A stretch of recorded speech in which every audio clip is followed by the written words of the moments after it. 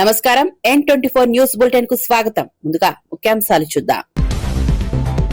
July 3వ వారంలో తల్లికి వందనం. విద్యాశాఖ అధికారులతో మంత్రి లోకేష్ సమీక్ష. ప్రభుత్వ పాఠశాలల్లో ప్రవేశాలు పెంచాలని మంత్రి లోకేష్ ఆదేశం. వివిధ సెట్లను సకాలంలో నిర్వహించాలని ఉన్నత విద్యాశాఖకు సూచన. కాంగ్రెస్ వైఖరిపై బండి సంజయ్ నిప్పులు. తెలంగాణకు 10 లక్షల కోట్లు కేటాయించామని వెల్లడి. తెలంగాణ ప్రగతికి కేంద్ర ప్రభుత్వం కట్టుబడి ఉందన్న బండి సంజయ్. అక్రమ వలసదారుల ఓట్లపై కాంగ్రెస్ ఎందుకు మౌనంగా ఉందని ప్రశ్న. మేకప్ మంత్రి అంటూ హోంమంత్రి అనితపై అమర్నాథ్ వ్యాఖ్యలు. మహిళల దుస్తులు రూపంపై వ్యాఖ్యలు అవమానకరమన్న పవన్. రాజకీయ విమర్శలు విధానాలపై మాత్రమే ఉండాలని సూచన. కూటమి నేతలు సమన్వయంతో స్పందించాలని హితవు. విద్యార్థులకు యంగ్ ఇండియా స్టూడెంట్స్ కిట్స్ పంపిణీ. కార్పొరేట్ స్థాయి సామాగ్రి అందించనున్న ప్రభుత్వం. విద్య కోసం ఎంతైనా ఖర్చు చేస్తామన్న అద్దంకి దయాకర్. ఈ నెల 19న కిట్ల పంపిణీ ప్రారంభం.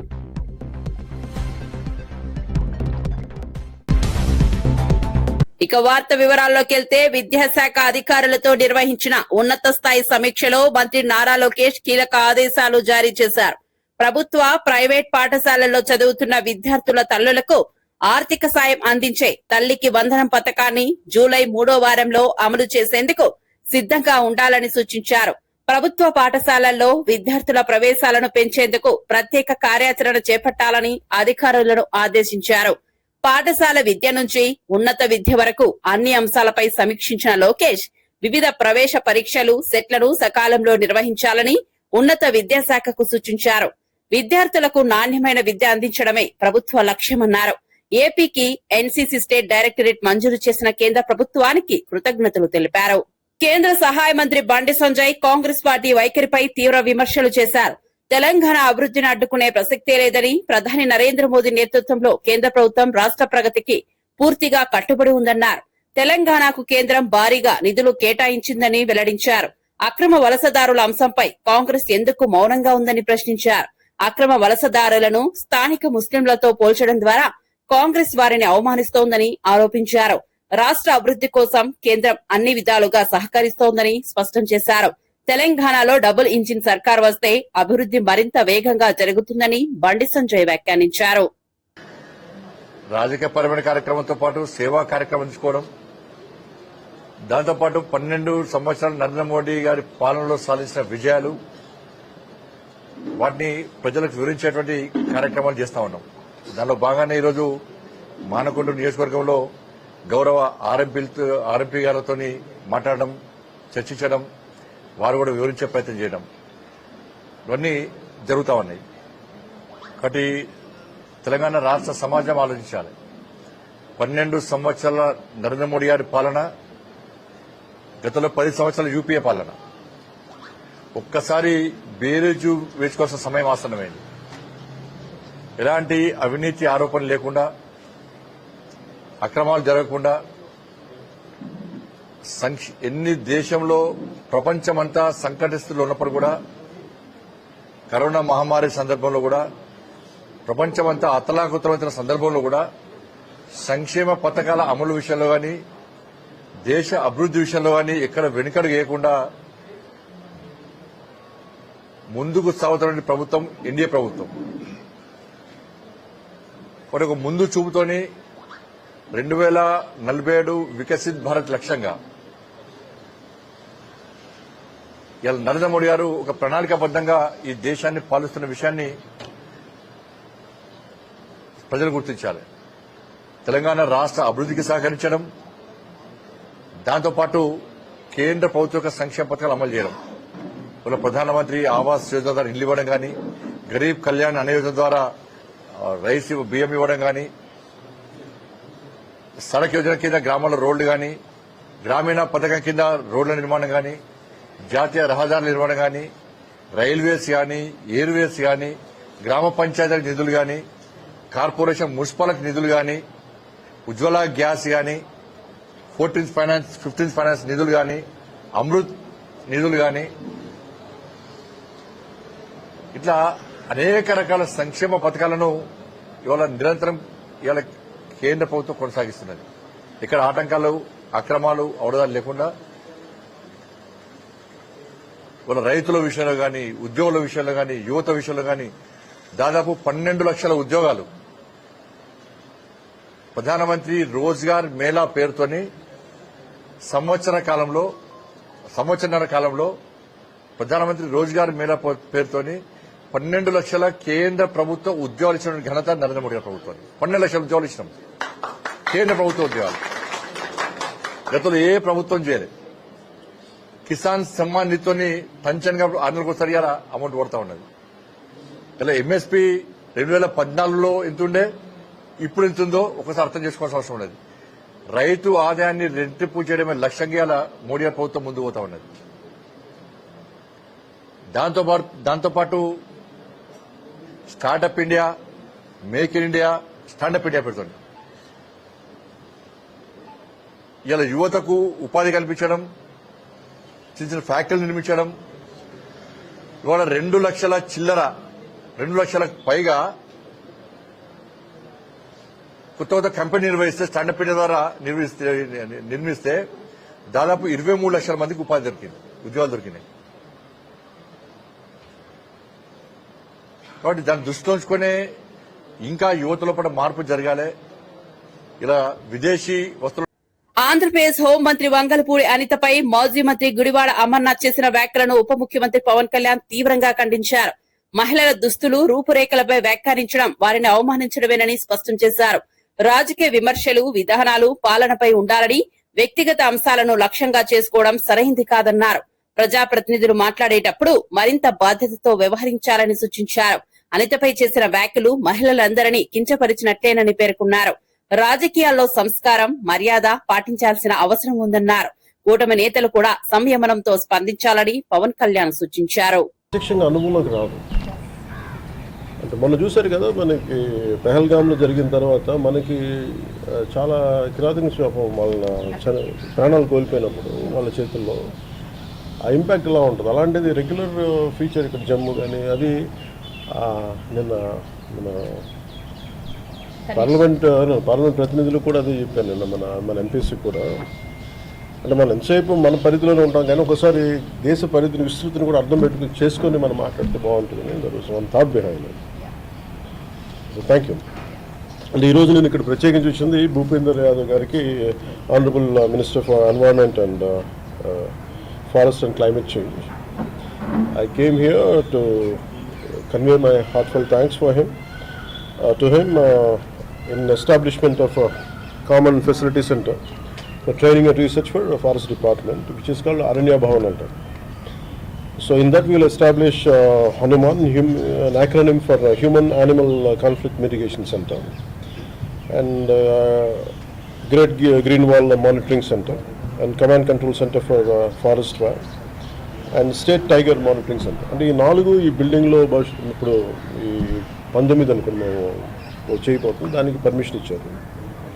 ఈ బిల్డింగ్లో ఏంటంటే ఈ మనకి చిత్తూరులో కానీ పార్వతీపురంలో కానీ ఒరిస్సా నుంచి ఏనుగులు వచ్చేస్తున్నాయి, లేదంటే తమిళనాడు నుంచి ఏనుగులు వచ్చి మనకి చిత్తూరు సైడ్ వీటిని ఎలాగ ఎదుర్కోవాలి, మనిషికి వాటికి అంటే వాటిని సేఫ్గా పంపించి మనుషులకి ఇబ్బంది కలగకుండా, పంటలు నాశనం అవ్వకుండా, మనిషి ప్రాణాలు పోకుండా ఎలా ఉండాలనేది హ్యూమన్ యానిమల్ కాన్ఫ్లిక్ట్ కింద ఇవన్నీ చూడగలం. దాని నుంచి దానికి అప్రూవల్, ఆ బిల్డింగ్ అప్రూవల్ అడిగితే పాపం అడిగిన వెంటనే పెద్ద మస్తు వచ్చారు. దానికి నా కృతజ్ఞతలు తెలియజేసుకోవడానికి వచ్చాను. అలాగే ఇంకోటి మేజర్గా మాట్లాడింది ఏంటంటే మనకి శ్రీశైలం, నాగార్జున సాగర్ శ్రీశైలం టైగర్ రిజర్వ్ ఉంది. దాంట్లో ఒకటి మనకి ఆల్రెడీ 90 బేస్ క్యాంప్స్ ఉన్నాయి, అంటే టైగర్ మూవ్మెంట్కి ఇవన్నీ ఎలా ఉన్నాయని చూడడానికి. దాన్ని మేము ఏం అడిగామంటే ఒక 150 బేస్ క్యాంప్స్ పెంచుకోవాలి. దానికి అదనంగా ఒక 300 మంది పర్సనల్ ఫారెస్ట్ గార్డ్స్ అవసరం అవుతారు. సో దాన్ని సెంట్రలీ స్పాన్సర్డ్ స్కీమ్స్ ఉంటాయి, వాటి కింద మీరు అదనంగా ఇంకొక ఉన్న 90కి ఇంకొక 60 క్యాంప్స్ మేము యాడ్ చేయాలనుకున్నాం. అది స్థానికంగా లోకల్ మన చెంచు యువతే దానికి గార్డ్స్గా ఉంటారు.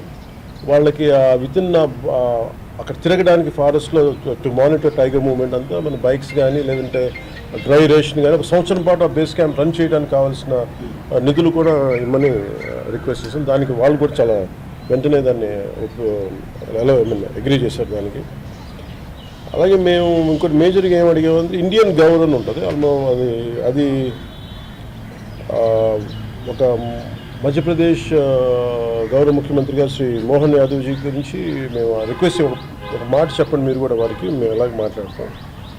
దాంట్లో ఒక 50 ఇండియన్ గవర్ని అడిగారు. ఒకప్పుడు మనకు ఉండేది అది మన కనుమరుగైపోయే పరిస్థితులు ఉన్నప్పుడు ఒక 50 ఇండియన్ గవర్ని సెప్టెంబర్ అక్టోబర్లో మీరు పంపించండి. దానికి ఎన్క్లోజర్ కూడా సిద్ధం చేస్తాం. ఒక మాట మీరు చెప్పండి. దానికి కూడా వెంటనే మా ముందు ఆయన BRS general secretary T Jeevan Reddy Congress ప్రభుత్వంపై తీవ్ర విమర్శలు చేశారు. రేవంత్ రెడ్డికి నిజంగా దమ్ముంటే రాహుల్ గాంధీని అశోక్ నగర్ కు తీసుకురావాలని సవాల్ విసిరారు. రాష్ట్రంలో యువత, నిరుద్యోగులు ఎదుర్కొంటున్న సమస్యలను కాంగ్రెస్ నాయకత్వం ప్రత్యక్షంగా చూడాలని అన్నారు. ఎన్నికల సమయంలో ఇచ్చిన హామీలు అమలు చేయకుండా ప్రజలను మోసం చేస్తున్నారని ఆరోపించారు. కాంగ్రెస్ ప్రభుత్వం ప్రజల అంచనాలను అందుకోలేకపోయిందని విమర్శించారు. ప్రజా సమస్యల పరిష్కారంలో ప్రభుత్వం పూర్తిగా విఫలమైందని జీవన్ రెడ్డి వ్యాఖ్యానించారు. అల్పసంఖ్యాక వర్గాలు రెసిడెన్షియల్ స్కూల్స్ 1000 రెసిడెన్షియల్ స్కూల్స్ మంజూరు చేసిందా కేసీఆర్ గారు? 1000 అంటున్నాడు. 30 మాసాలు గడుస్తుందా, ఒక్క స్కూల్ మంజూరు చేసిందా? నేను ఏదో పత్రికలు చదివినా లే, రాష్ట్రంలో 26,000 పాఠశాలలు ఎందుకే నేను వీళ్ళు కుదిస్తా 4,000 అని చెప్పి అంటుండే. ఎవడన్నా పాఠశాల తగ్గించాలని ఆలోచన చేస్తాడా, పెంచాలని ఆలోచన చేస్తాడే? ఇది విద్యా హక్కు చట్టం. ఈ విద్యా హక్కు చట్టం ఏదైతే యూపీఏ ప్రభుత్వం ప్రవేశపెట్టింది, ప్రతి నివాసిత ప్రాంతంలో ఒక పాఠశాల ఉండాలని చెప్పని అటువంటి పాఠశాలలు కుదించిన కుట్ర బలంగా రేవంత్ రెడ్డి చేయబోతుందని చెప్పంటారు. మన విద్యార్థులకు ఏదైతుందో ఫీజు రియంబర్స్మెంట్ ఆనాడు బీఆర్ఎస్ ప్రభుత్వం ఏదైతుందో చదువులు మాత్రమే విద్యార్థుల బాధ్యత, చదివించే బాధ్యత కేసీఆర్ చేపట్టింది. ఇవాళ ఏమైంది? ఎక్కడైనా కళాశాలలో చేరిక కావాలంటే మన ఫీజు మనం కట్టుకుంటేనే కాదు, మనకు చేరిక లేదే అంటున్నాను. నిరుద్యోగ యువత రాష్ట్రం ఏర్పడ్డది, దశాబ్ద కాలంలో నిర్మాణం చేసి నిరుద్యోగ యువత తోడు నిలిస్తే ఇలా ఆచరణ పల్లెగా ఊరేగించి ప్రభుత్వం అధికారానికి వచ్చింది కాంగ్రెస్ పార్టీ. ఎన్నికలు చేసే వాగ్దానం అమలు చేయాలి కదనే.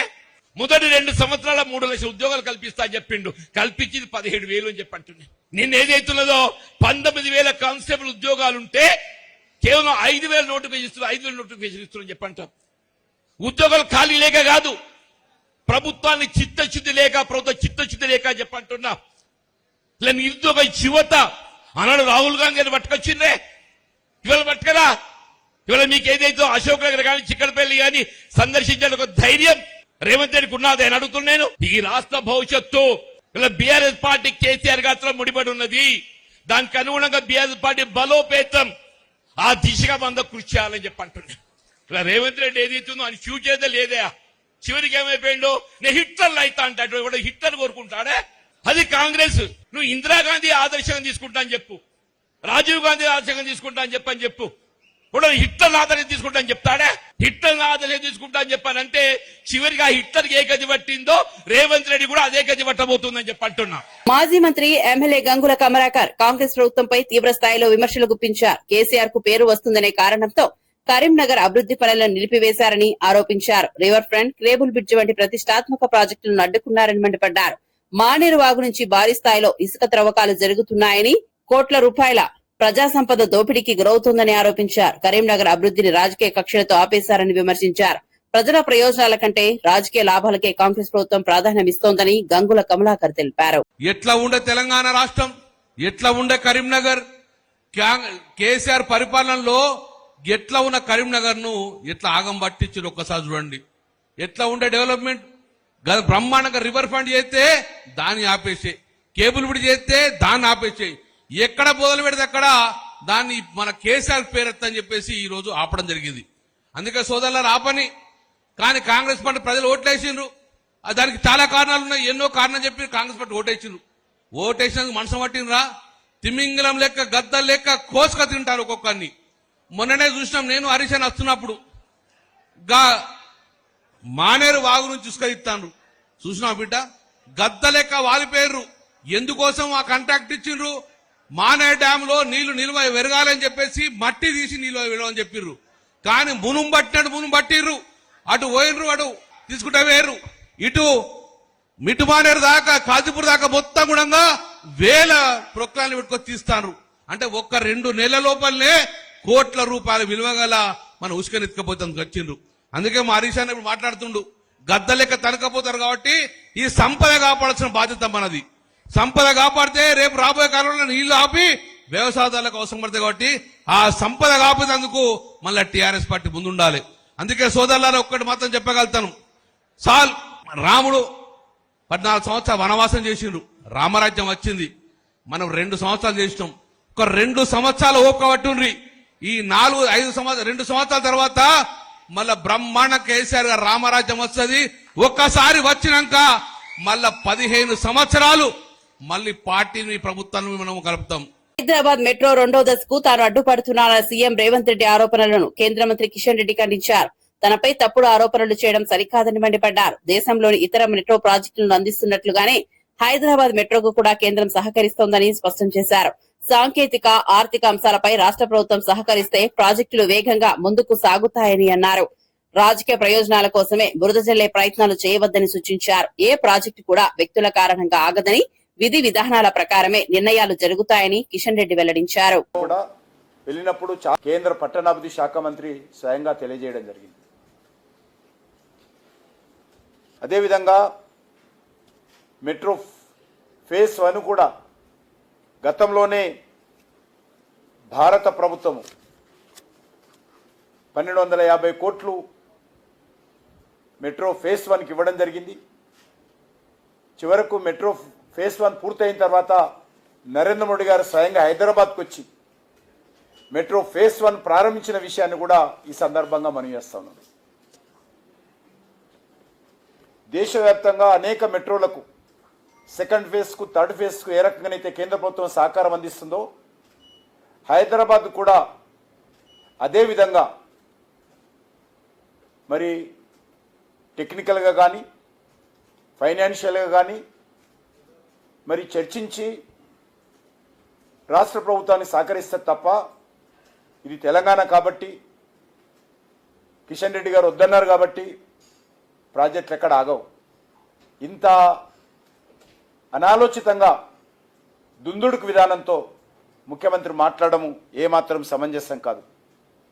తెలంగాణ అభివృద్ధి పట్ల మాకు చిత్తశుద్ధి ఉంది. మాకు ఎవరి సర్టిఫికెటు అవసరం లేదనే విషయాన్ని ఈ సందర్భంగా మనవిస్తున్నాను. నాకు కానీ కేంద్ర ప్రభుత్వానికి కానీ మోడీ గారికి కానీ రేవంత్ రెడ్డి సర్టిఫికెటో కాంగ్రెస్ సర్టిఫికెటో మాకు అవసరం లేదు. మేము రేవంత్ రెడ్డికి జవాబుదారీ కాదు, నేను తెలంగాణ ప్రజలకు జవాబుదారీ, తెలంగాణ అభివృద్ధికి జవాబుదారీ. ఆ రకంగా మోడీ గారు నాయకత్వంలో తెలంగాణ అభివృద్ధి కోసం గత 12 సంవత్సరాలుగా పనిచేశాము, ఇప్పుడు కూడా పనిచేస్తాము. తెలంగాణలో ఏదైతే హామీలు ఇచ్చామో హామీలన్నిటిని కూడా తూచా తప్పకుండా మేము అమలు చేస్తూ ఉన్నాము. అది జాతీయ రహదారుల అభివృద్ధి కావచ్చు, రైల్వేల అభివృద్ధి కావచ్చు, లేక ఇతర అనేక రకాల అభివృద్ధి కార్యక్రమాలు కూడా ఎప్పటికప్పుడు కేంద్ర ప్రభుత్వము ముందుకు తీసుకెళ్తా ఉందనే విషయాన్ని ఈ సందర్భంగా మనం చేస్తున్నాను. అంతేకాకుండా ఈరోజు ముఖ్యమంత్రి గారు నేనేదో మంత్రులను కలిసి నిధులు రాకుండా వాళ్ళకు ఒప్పించాననే విషయం చెప్పడం జరిగింది. ఆయన కొన్ని డేట్లు కూడా చెప్పాడు. నేను చాలా స్పష్టంగా కలెక్టర్ గారిని అనేక సార్లు కలిశాను. కలిసిన ప్రతిసారి సోషల్ మీడియాలో పెట్టాను. సోషల్ మీడియాలో 2 డేట్లు తీసుకున్న నా సోషల్ మీడియా డేట్లు నాకే చెప్తున్నాయి. ఈరోజు ఒకటే మనం చేస్తా ఉన్నాను. మాజీ ఎమ్మెల్యే గొంగిడి సునీత తెలంగాణలో మహిళల భద్రతపై ఆందోళన వ్యక్తం చేశారు. రాష్ట్రంలో నేరాల సంఖ్య పెరుగుతోందని, ముఖ్యంగా పోక్సో కేసులు అధికారికంగా నమోదవుతున్నాయని పేర్కొన్నారు. దేశంలో నమోదవుతున్న కేసుల్లో తెలంగాణ వాటా ఎక్కువ ఉందని ఆరోపించారు. మహిళలు, చిన్నారుల భద్రత విషయంలో ప్రభుత్వం విఫలమైందని విమర్శించారు. శాంతి భద్రతలపై సమీక్షలు జరగడం లేదని, బాధితులకు న్యాయం చేయడంలో ప్రభుత్వం నిర్లక్ష్యంగా వ్యవహరిస్తోందని అన్నారు. మహిళలను కోటీశ్వరులను చేస్తామని చెప్పే ముందు వారి భద్రతను కాపాడాలని ప్రభుత్వానికి సూచించారు. మహిళలపై జరుగుతున్న దాడుల విషయంలో కాంగ్రెస్ ప్రభుత్వం స్పందించాలని గొంగిడి సునీత డిమాండ్ చేశారు. 2025 సంవత్సరం చూసుకుంటే దేశంలో 6% కేసులు నమోదైతే తెలంగాణ రాష్ట్రంలో 16% కేసులు నమోదైనవి. ఒక్క తెలంగాణ రాష్ట్రంలో. అంటే ఎటుపోతుంది తెలంగాణ? కేసీఆర్ గారు ముఖ్యమంత్రిగా ఉన్నప్పుడు ఈ రాష్ట్రం ఆర్థికంగా గొప్పగా అభివృద్ధి చెందింది. కానీ ఈ రాష్ట్రంలో కాంగ్రెస్ పార్టీ అధికారంలోకి వచ్చినాక 2.5 సంవత్సరాలలో విపరీతంగా నేరాలు పెరిగిపోతా ఉన్నాయి, ఘోరాలు పెరిగిపోతా ఉన్నాయి, విపరీతమైనటువంటి క్రైమ్ రేట్ నమోదవుతా ఉంది. కానీ ఈ రాష్ట్రంలో ఉన్న హోంశాఖ మంత్రి అంటే అలియాస్ ముఖ్యమంత్రి, ఇదే రాష్ట్రానికి సంబంధించిన కేంద్ర హోంశాఖ మంత్రి, సహాయ మంత్రి, వీళ్ళెవరు కూడా ఆడపిల్లలపై అఘాయిత్యాలు జరుగుతూ ఉంటే పట్టించుకున్న పాపాన పోరు. ఈ రాష్ట్ర ప్రభుత్వం అందించిన నివేదికలలో చూస్తే కూడా అదృష్టకరం ఏంటంటే మహిళలపై 2024, 2025లో 5,107 దాడులు జరిగినాయి. అది మహిళలపై, నేను చెప్పిన ఫిగర్ 5,107 మంది మహిళలపై అఘాయిత్యాలు జరిగినాయి. ఇక ఈ 2 సంవత్సరాలకు సంబంధించి చిన్నారులపై 1017 పోక్సో కేసులు నమోదైనాయి. ఇవి అధికారికంగా లెక్కల ప్రకారం చెప్తున్న విషయం. అంటే సమాజం దృష్టికి రాని దాడులెన్నో, రాని అఘాయిత్యాలెన్నో మన దృష్టికి రానివి ఎన్నున్నాయో తెలియదు. కానీ లీగల్ గా అధికారికంగా మనకు వచ్చిన లెక్కలు చూసుకుంటేనే 1017 మంది చిన్నారుల మీద ఈ తెలంగాణ రాష్ట్రంలో దాడి జరిగిందంటే ఇంతకు మించిన అవమానం ఏమైనా ఉంటుందా అని అడుగుతుంది. ఇంత బాధ్యతారాహిత్యం. ఎక్కడైనా క్రైమ్ జరిగింది అంటే వెంటనే వాళ్లను కఠినంగా శిక్షించినట్టయితే ఇలాంటి నేరాలు జరగకుండా చూసుకునే అవకాశం ఉంటుంది. ఇది నేషనల్ క్రైమ్ రికార్డ్ బ్యూరో చెప్తున్న విషయం ఏంటంటే రాష్ట్రంలో విపరీతంగా క్రైమ్ రేట్ పెరిగిపోయిందని, వీటిని అరికట్టి సమీక్ష చేసే నాలుడే లేకపోయిండు మన రాష్ట్రంలో. మరి ప్రధానమంత్రి ఓ మాట చెప్తారు, ఇక్కడున్న ముఖ్యమంత్రి గారు ఒక మాట చెప్తారు. ఎక్కడ కూడా నేరాలను, ఘోరాలను ఆపే పరిస్థితే లేదు, రివ్యూ పెట్టే పరిస్థితే లేదు. మరి ఇంకా విచిత్రం ఏంటంటే ఒక నేను ఊరు పేరు చెప్పదలుచుకోలేదు కానీ ఒక కాంగ్రెస్ సర్పంచ్ ఒక చిన్నారి పైన దాడి చేస్తే స్వయంగా పోలీసు వాళ్ళు అక్కడ కూర్చొని సెటిల్మెంట్ చేసినారు. ఎంత దుర్మార్గం చూడండి. సెటిల్మెంట్ చేసే స్థాయికి ఈరోజు మన పోలీస్ వ్యవస్థ దిగజారిపోయిందా, లేకపోతే హోంశాఖ పనిచేస్తుందా? ఈ రాష్ట్రంలో పనిచేస్తలేదా? ఒక సర్పంచ్ తప్పు చేస్తే కూడా సెటిల్మెంట్ చేసి అమ్మాయికి అన్యాయం చేసే పరిస్థితి, అట్లాంటి ఘోరమైన పరిస్థితి ఈ రాష్ట్రంలో దాపురించింది చెప్పాలంటే చాలా బాధపడతా ఉన్నాం. పాలు తాగే పిల్లల నుంచి మొదలు పెట్టుకుంటే ముసలమ్మ వరకు కూడా ఈ రాష్ట్రంలో రక్షణ లేని. విద్య కోసం ఎంతైనా ఖర్చు చేయడానికి రాష్ట్ర ప్రభుత్వం సిద్ధంగా ఉందని ప్రభుత్వ విప్ ఎమ్మెల్సీ అద్దంకి దయాకర్ తెలిపారు. విద్యార్థులందరికీ సమాన అవకాశాలు కల్పించేందుకు ప్రభుత్వం కట్టుబడి ఉందన్నారు. ఈ నేపథ్యంలో యంగ్ ఇండియా స్టూడెంట్స్ కిట్స్ పంపిణీ ఏర్పాట్లు పూర్తవుతాయని వెల్లడించారు. పేద విద్యార్థులకు కార్పొరేట్ స్థాయిలో అవసరమైన సామగ్రిని అందించడమే లక్ష్యమన్నారు. యూనిఫామ్లు, షూస్, విద్యా సామగ్రితో కూడిన కిట్లను ఈ నెల 19న ముఖ్యమంత్రి రేవంత్ రెడ్డి ప్రారంభించనున్నట్లు తెలిపారు. విద్యార్థుల భవిష్యత్తు కోసం ప్రభుత్వం ప్రత్యేక శ్రద్ధ తీసుకుంటోందని అద్దంకి దయాకర్ పేర్కొన్నారు. తెలంగాణ ప్రభుత్వం గౌరవ ముఖ్యమంత్రి రేవంత్ రెడ్డి గారు జూన్ 19వ తారీఖు నాడు యంగ్ ఇండియా స్టూడెంట్స్ కిట్ ను రాష్ట్రంలో ఉన్న 1 నుంచి డిగ్రీ వరకు చదివే విద్యార్థులందరికీ దాదాపు 27 లక్షల మందికి స్టూడెంట్ కిట్స్ ఇవ్వబోతున్నారు. ఎందుకంటే పేద తల్లిదండ్రులకు, తర్వాత కొంత ఆర్థిక ఇబ్బందులు ఉండే తల్లిదండ్రులకు చదివించడమే ఒక సమస్య అయితే ఈ రోజు కార్పొరేట్ వ్యవస్థలో ఎలాంటి సిస్టమ్స్ ఉన్నాయో మీరు చూస్తున్నారు. అదే కాకుండా ప్రభుత్వ స్కూళ్లలో కూడా చదివే విద్యార్థులు చాలా పేదరికంతో ఉంటారు. అయినప్పటికీ కూడా యూనిక్నెస్ లేదంటే ఒక యూనిఫామ్ ను మెయింటైన్ చేస్తే అందరు విద్యార్థులు ఒకే తీరున కనిపించడానికి, మనమందరం ఒకటే అనే భావన రావడానికి కూడా ఉపయోగకరంగా ఉండే ఈ కిట్ మంచి నాణ్యమైన డ్రెస్లతో పాటు, బ్యాగ్తో పాటు స్పోర్ట్స్ కిట్స్ కూడా, అంటే క్రీడా రంగంలో విద్యార్థులకు ఉపయోగపడే విధంగా అందించాలని ఒక ప్రయత్నం చేస్తున్న పరిస్థితి. ఎందుకంటే ప్రతి చిన్నది కూడా తల్లిదండ్రులకు ఖర్చుగా భావించే రోజుల్లో ముఖ్యమంత్రి గారు ఈ నిర్ణయం తీసుకోవడం, ఇది విద్యార్థుల పట్ల, విద్య పట్ల ముఖ్యమంత్రి గారికి ఉండే కమిట్మెంట్ కి ఇది నిదర్శనం. ఈ విధంగా చేయడం వెనుక ఉద్దేశం కూడా రేపటి రోజున అన్ని స్కూళ్లు కూడా ఒకే విధంగా, మీరు చూస్తే ఆరుట్లలో తెలంగాణ పబ్లిక్ స్కూల్ మోడల్ కనుక చూస్తే అన్ని ప్రాంతాలలో అదే రకమైన విద్యను అందించడానికి, అందరికీ ఒకే రకంగా విద్యను అందించే ప్రయత్నంలో వారు చేస్తున్నదాన్ని మనం అందరం కూడా గర్వించాలి. ఎందుకంటే ఈరోజు చదివే ఆస్తిగా ఉన్న పరిస్థితుల్లో, విద్యనే ఈరోజు ఎంతో పెట్టుబడిగా ఉంటున్న పరిస్థితుల్లో విద్యకు ప్రాధాన్యత ఇవ్వాలని తెలంగాణ ప్రభుత్వం భావించడం, దాంట్లో విద్యాశాఖ మంత్రికి కూడా వారు ఉండడం వల్ల ఎలాంటి చేంజెస్, ఎలాంటి క్వాలిటీని పెంచితే విద్యారంగం తెలంగాణలో అభివృద్ధి చెందుదని ఇలాంటి ప్రయత్నాలు చేస్తున్నారు. మీరు చూస్తే యంగ్ ఇండియా స్కూల్స్ ఉన్నాయి. ఇప్పుడు దాదాపు 100కు పైచీలకు స్కూల్స్ ఈరోజు ఏర్పాటు చేయడం జరుగుతున్నది. అది దాదాపు 200 కోట్ల పైచీలకు. అక్కడ నాణ్యమైన విద్యనే కాదు, అంతర్జాతీయ స్థాయి ఇంటర్నేషనల్ స్టాండర్డ్స్తో దాన్ని చేయాలనే ఆలోచన, తెలంగాణ పబ్లిక్ స్కూల్ ఆలోచన కానీ, తర్వాత ఇలాంటి విద్యార్థులకు ప్రోత్సాహకాలు ఇవ్వడం కానీ, ఇదంతా కూడా ఆలోచిస్తున్న పరిస్థితి. కాబట్టి విద్యార్థులందరూ దీన్ని సక్రమంగా వినియోగించుకోండి. విద్య కోసం ఎంతకైనా ఖర్చు చేయడానికి, వైద్యం కొరకు ఎంతైనా ఖర్చు చేయడానికి ముఖ్యమంత్రి గారు వెనుకడిగారు. కాబట్టి మంచిగా చదువుకోవడానికి విద్యార్థులకు ఇది ఉపయోగకరంగా ఉంటుంది. దీన్ని వినియోగించుకోవాలని. ముఖ్యమంత్రి రేవంత్ రెడ్డి చేసిన వ్యాఖ్యలకు బీజేపీ ఎమ్మెల్యే రాకేష్ రెడ్డి ఘాటుగా స్పందించారు. జీహెచ్ఎంసీ ఎన్నికలను దృష్టిలో పెట్టుకుని కేంద్ర మంత్రి కిషన్ రెడ్డిపై సీఎం చౌకబారు విమర్శలు చేస్తున్నారని ఆరోపించారు. రాష్ట్రంలో పరిపాలన వైఫల్యాలను కప్పిపుచ్చుకోవడానికే కేంద్ర మంత్రులు బురద జల్లుతున్నారని విమర్శించారు. మెట్రో అంశాన్ని రాజకీయ లబ్ది కోసం వాడుకుంటున్నారని మండిపడ్డారు. అభివృద్ది పనుల్లో కేంద్రం పూర్తి సహకారం అందిస్తోందని స్పష్టం చేశారు. ప్రజలను తప్పుదోవ పట్టించే ప్రయత్నాలు మానుకోవాలని రాకేష్ రెడ్డి సూచించారు. పార్టీని ఏదో ఒక రకంగా ప్రజల్లోకి తీసుకెళ్లాలని ఈ మధ్యన కిషన్ రెడ్డి గారి మీద పడ్డాడు. చెప్పండి రేవంత్ రెడ్డితో ఏది కాదని చెప్పండి. ఏది కాదు నీతో పక్క రాష్ట్ర ముఖ్యమంత్రితో అపాయింట్మెంట్ దొరకదు. బ్యాంకులలో పోతే, ఢిల్లీకి పోతే చెప్పులు దొంగ అనుకుంటారు నిన్ను. మరి ఎందుకు ముఖ్యమంత్రి పదవి నీకు? నీతోని కాలేకపోతే, నీకు ఆ సత్తా లేకపోతే పదవి దిగు. ఆడలేక మధ్యలో మీద ఏడవడం.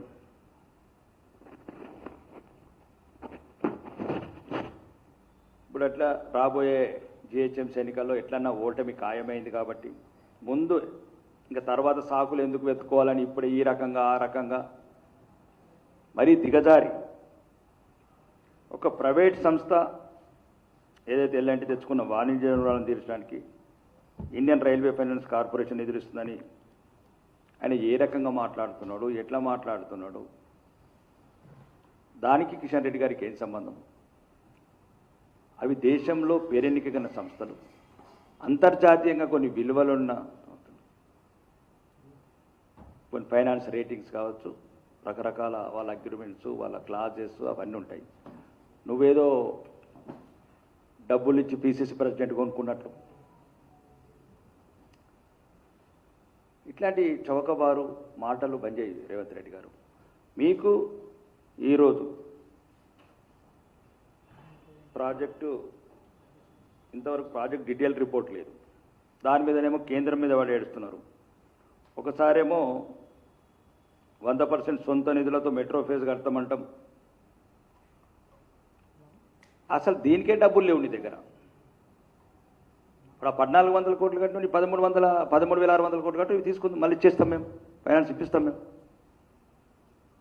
కాబట్టి అన్ని అబద్ధాలు చెప్పి తెలంగాణ ప్రజలను ఒక మభ్యపెట్టి ఏదో రకంగా కేంద్రం మీద నెపం నెట్టడానికి ఎన్ఓసి ఆటలు ఆడుతున్నాం. మొత్తము ఈ మెట్రోని నిలబెట్టింది, నిధులు ఇచ్చింది మొత్తం మోదీ ప్రభుత్వమే. హైదరాబాద్ మెట్రో మొదటి దశకు ఏదైతే పీపీపీ మోడల్ ఉందో 69 కిలోమీటర్ లైన్ని ఆపరేషన్కి తెచ్చింది కూడా మోడీ ప్రభుత్వమే. అనవసరంగా ఏదో బట్టగాసి మీద వేయడం అనేది మానుకో రేవంత్ రెడ్డి. ఇంకా మొదటి దశలో కూడా 1,200 కోట్లు ఇచ్చినాం కేంద్రం నుంచి. దీని పన్నాగాలని బయట పెడతాం. నువ్వు ఏమేం చేస్తున్నావు మెట్రోలో? నీ సోదరు ఇంద్రవెల్లి అమరుల త్యాగాలను తెలంగాణ సమాజం ఎన్నటికీ మరవదని టీఆర్ఎస్ చీఫ్ కల్వకుంట్ల కవిత అన్నారు. ఆదిలాబాద్ జిల్లా ఇంద్రవెల్లి అమరుల స్తూపం వద్ద నివాళులు అర్పించిన అనంతరం ఆమె మాట్లాడారు. ఇంద్రవెల్లి పోరాటం ఆదివాసీల హక్కుల సాధనకు ప్రతీకగా నిలిచిందన్నారు. తెలంగాణ రక్షణ సేవ ద్వారా గిరిజనుల హక్కుల కోసం ప్రత్యేక విభాగం ఏర్పాటు చేస్తామని తెలిపారు. రాష్ట్రంలోని ఆదివాసీ తెగల సమస్యల పరిష్కారానికి ఉద్యమిస్తామని స్పష్టం చేశారు. ఉచిత విద్య, ఉచిత వైద్యం ప్రధాన లక్ష్యాలని పేర్కొన్నారు. ఆదివాసీల అభివృద్ధి కోసం ప్రత్యేక కార్యాచరణ రూపొందిస్తామని కవిత వెల్లడించారు. తెలంగాణ ఇవాళ సిర్పూర్ పేపర్ మిల్స్ ఎప్పుడైతే మూసుకుపోయిందో ఆనాడు ఉన్నటువంటి ప్రభుత్వం వాస్తవానికి లోపల ఉన్నటువంటి మెషినరీ కంటే కూడా ఇబ్బడి ముబ్బడిగా అధిక సంఖ్యలోనే డబ్బులు ఇచ్చి కార్మికులకు న్యాయం జరగాలన్న విషయంతో పేపర్ మిల్లును తెరిపించడం జరిగింది. అది మనందరికీ తెలుసు. ఆనాడు ఎటువంటి ఆలోచన అంటే ఇక్కడ ఉండేటటువంటి పేద ప్రజలకి మరి ఖచ్చితంగా ఉద్యోగాలు రావాలి, పేపర్ మిల్ వస్తే కాగజ్ నగర్ యొక్క పరిస్థితి బాగుంటుందన్న ఉద్దేశంతో ఆనాడు ప్రభుత్వం ఒక నిర్ణయం తీసుకోవడం జరిగింది. దాన్ని మనందరం కూడా స్వాగతించినాం. పేపర్ మిల్ స్టార్ట్ అయింది. స్టార్ట్ అయిన తర్వాత వెంటనే మరి ఇబ్బందులు అనేటటువంటివి కార్మికులు పెట్టడం అన్నది కూడా మొదలైంది. ఇప్పుడు నాకు తెలిసినటువంటి విషయంలో ఏమైనా తప్పులుంటే కరెక్ట్ చేయండి. నాకు తెలిసి ఒక 300 మంది మాత్రమే పర్మనెంట్ ఎంప్లాయీస్ ఉన్నారు. 300 మంది మాత్రమే పర్మనెంట్ వర్కర్స్ ఉన్నారు. అందులో అధికారులతో కలుపుకుంటే ఇంకా కొంతమంది అటు ఇటుగా ఇంకొక 150-200 మంది ఉన్నట్టున్నారు. అదే అయితే కాంట్రాక్ట్ వర్కర్స్ దాదాపుగా 2000 అని చెప్తా ఉన్నారు నాకు. ఓన్లీ 800లో కూడా ఇతర రాష్ట్రాల వాళ్ళు పెద్ద సంఖ్యలో ఉన్నారు. సో మేము ఇవాళ కోరేది మీ పక్షాన ఏంటంటే బయట రాష్ట్రాల వాళ్ళు రావడం అన్నది ఓకే, కానీ లిమిటెడ్ సంఖ్యలో రావాలి. మన వాళ్ళు 95% ఉంటే బయట వాళ్ళు 5% ఉండాలన్నది మనం కోరుతా ఉన్నాం. ఎందుకంటే తెలంగాణ రాష్ట్రం తెచ్చుకున్నప్పుడే మనం ప్రెసిడెన్షియల్ ఆర్డర్ అని తెచ్చుకున్నాం. దాని ప్రకారం ఏంటిది 95% తెలంగాణ వాళ్ళు ఉండాలి, 5% ఎవరైనా లోకల్స్ ఉంటే బయట వాళ్ళు నాన్ లోకల్స్ ఉంటే ఉండొచ్చు అని అనుకున్నాం. దాంతోపాటు ఇంకొక అంశం, ఇవాళ లేబర్ చట్టాలను కంప్లీట్గా తుంగలో తొక్కుతూ బీజేపీ గవర్నమెంట్ 27 లేబర్ చట్టాలను కుదించి 4 లేబర్ కోడ్లు తీసుకొని వచ్చి దేశవ్యాప్తంగా అక్కడక్కడ అమలు చేస్తున్నామని చెప్పింది. కానీ తెలంగాణలో ఇంతవరకు మన ప్రభుత్వం, ఇప్పుడున్నటువంటి కాంగ్రెస్ ప్రభుత్వం జూలై 3వ వారంలో తల్లికి వందనం. విద్యాశాఖ అధికారులతో మంత్రి లోకేష్ సమీక్ష. ప్రభుత్వ పాఠశాలల్లో ప్రవేశాలు పెంచాలని మంత్రి లోకేష్ ఆదేశం. వివిధ సెట్లను సకాలంలో నిర్వహించాలని ఉన్నత విద్యాశాఖకు సూచన. కాంగ్రెస్ వైఖరిపై బండి సంజయ్ నిప్పులు. తెలంగాణకు 10 లక్షల కోట్లు కేటాయించామని వెల్లడి. తెలంగాణ ప్రగతికి కేంద్ర ప్రభుత్వం కట్టుబడి ఉందన్న బండి సంజయ్. అక్రమ వలసదారుల ఓట్లపై కాంగ్రెస్ ఎందుకు మౌనంగా ఉందని ప్రశ్న. మేకప్ మంత్రి అంటూ హోంమంత్రి అనితపై అమర్నాథ్ వ్యాఖ్యలు. మహిళల దుస్తులు, రూపంపై వ్యాఖ్యలు అవమానకరమన్న పవన్. రాజకీయ విమర్శలు విధానాలపై మాత్రమే ఉండాలని సూచన. కూటమి నేతలు సమన్వయంతో స్పందించాలని హితవు. విద్యార్థులకు యంగ్ ఇండియా స్టూడెంట్స్ కిట్స్ పంపిణీ. కార్పొరేట్ స్థాయి సామాగ్రి అందించనున్న ప్రభుత్వం. విద్య కోసం ఎంతైనా ఖర్చు చేస్తామన్న అద్దంకి దయాకర్. ఈ నెల 19న కిట్ల పంపిణీ ప్రారంభం.